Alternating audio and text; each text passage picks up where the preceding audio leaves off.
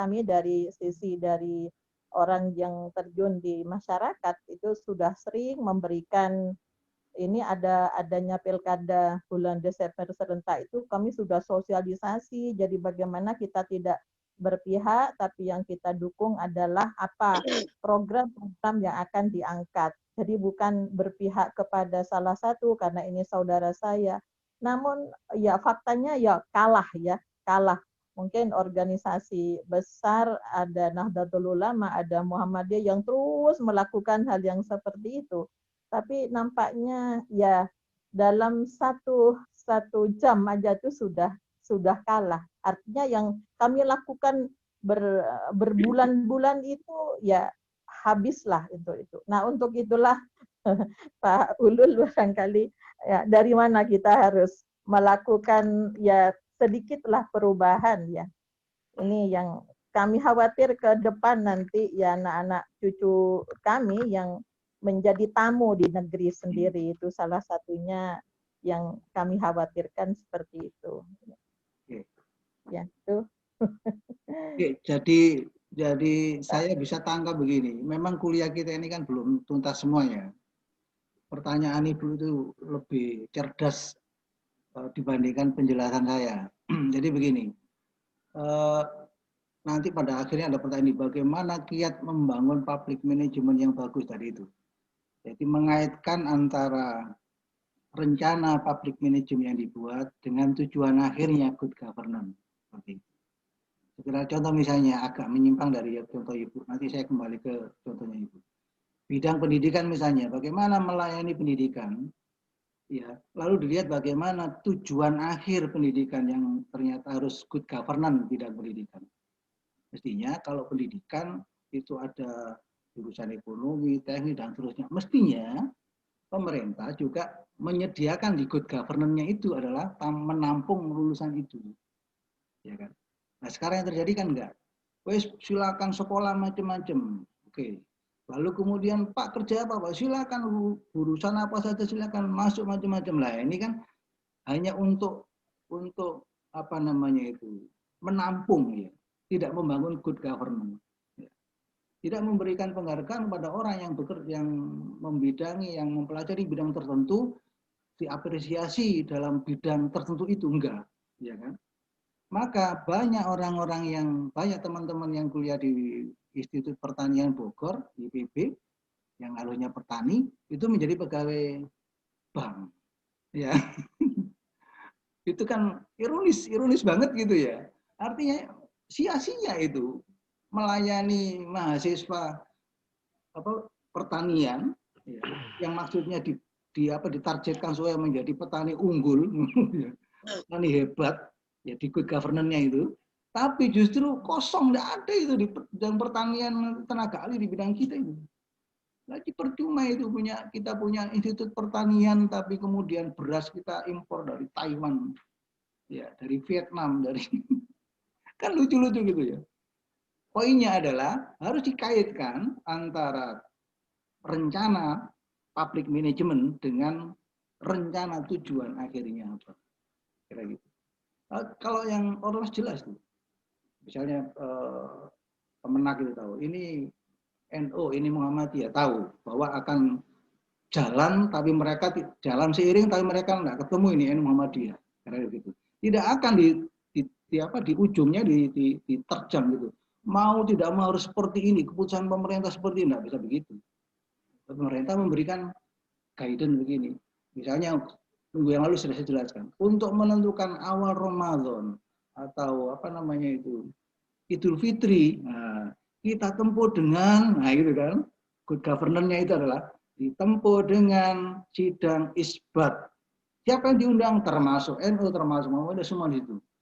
Kalau ternyata di sidang isbat itu sudah diputuskan juga boleh bagi kalangan tertentu untuk menjalankan apa namanya hari raya sesuai dengan seleranya, kira-kira gitu.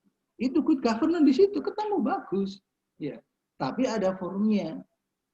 Bisa dibayangkan kalau kemudian ini salah satu good governance-nya ya, apa namanya public management di Kemenak ya, untuk menentukan apa, satu Muharram, satu Syawal gitu ya. Itu penting itu. Kalau itu nggak diatur di Indonesia itu pasti bertengkar. Zaman saya masih kecil dulu, ya kalau ada hari raya lebih dulu dari kita, diharam-haram itu, itu kan menjadi masalah. Nah itu sekedar sebagai apa? Sebagai rancangan. Apakah ada banyak? Ada contoh lain banyak sekali contohnya. Sekarang ya, minggu lalu juga saya beri contoh, tapi ini menjadi relevan saya sampaikan di sini.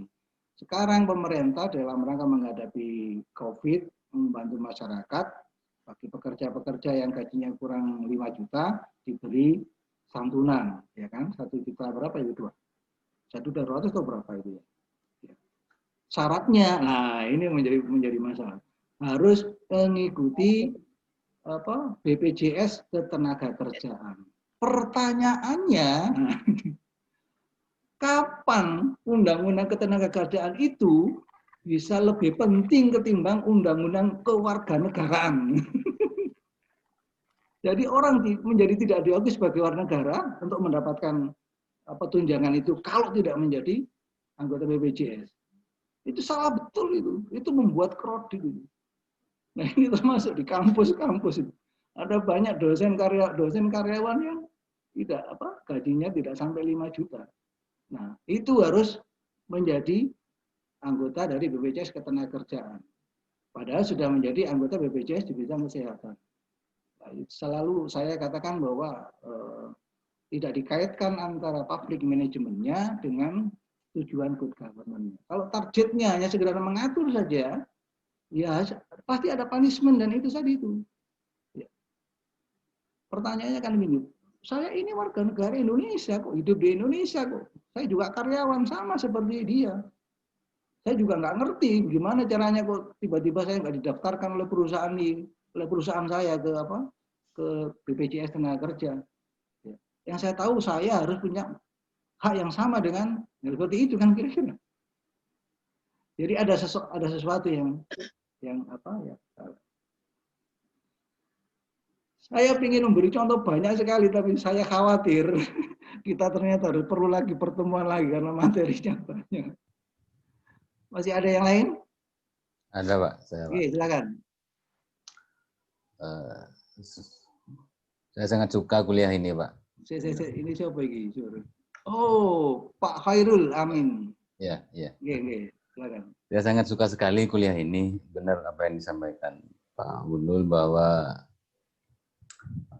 kuliahnya memang perlu ditambah kalau menurut saya. Karena dimarahi Bu Sri. Sangat suka saya Pak, sangat suka. Dimarahi Bu Sri. Karena menarik Pak bagi saya itu, terutama masalah transformasi nilai. Kalau saya pribadi memperhatikan, memang seolah-olah ada transformasi ke kiri, artinya transformasi negatif kita dalam bernegara, berorganisasi, khususnya kalau saya menilai pemimpin birokrasi, pemimpin organisasi, pemimpin lembaga institusi dan sebagainya. Kecenderungan mengenyampingkan administrasi publik itu memang sangat ketara kalau di institusi kami misalkan. Artinya targetnya itu bukan good governance lagi, jadi targetnya itu target materi, kekuasaan, target egoisme, seperti itu kira-kira.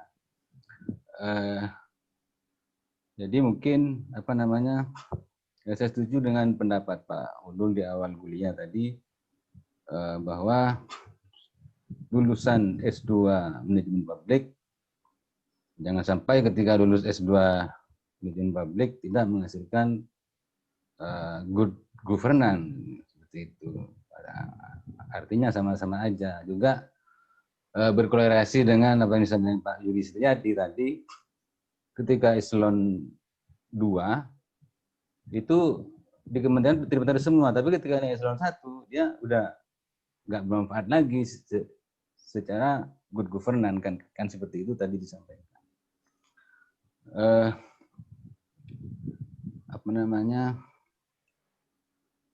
Pertanyaan saya atau mungkin barangkali sifatnya pertanyaan atau mungkin barangkali sifatnya ini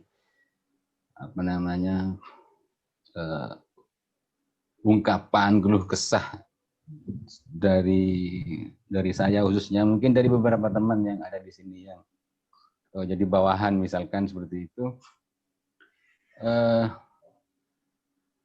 Kembali tadi seperti yang disampaikan Pak Un, kiat yang bisa sinergi secara general, bersamaan secara dari akar sampai level top, supaya birokrasi ini lebih mengarah kepada good governance seperti itu. Mungkin kalau saya menganalisis akarnya itu, kita berperspektif kepada new public service tadi, Pak, yang berlandaskan spiritualitas, ya seperti itu. Jadi ketika diri kita baik, mungkin kita akan berpengaruh baik terhadap lingkungan kita, seperti itu. Barangkali mungkin sedikit ada ya mohon maaf, kiat-kiat lagi ini seperti itu. Menetralisir hal-hal yang bisa memperparah transformasi yang tidak baik itu, Pak. Ya, begitu kira-kira mohon penjelasannya. Terima kasih, Pak. Wassalamualaikum warahmatullahi wabarakatuh. Waalaikumsalam. Waalaikumsalam. Nanti pada bagian tertentu kita lihat indikator keberhasilan public management. Ada banyak nanti saya lihat. Sama dengan Bu Rukmini, ini pertanyaan lebih cerdas dari materinya, jadi boleh saya jawab belakangan nanti ya.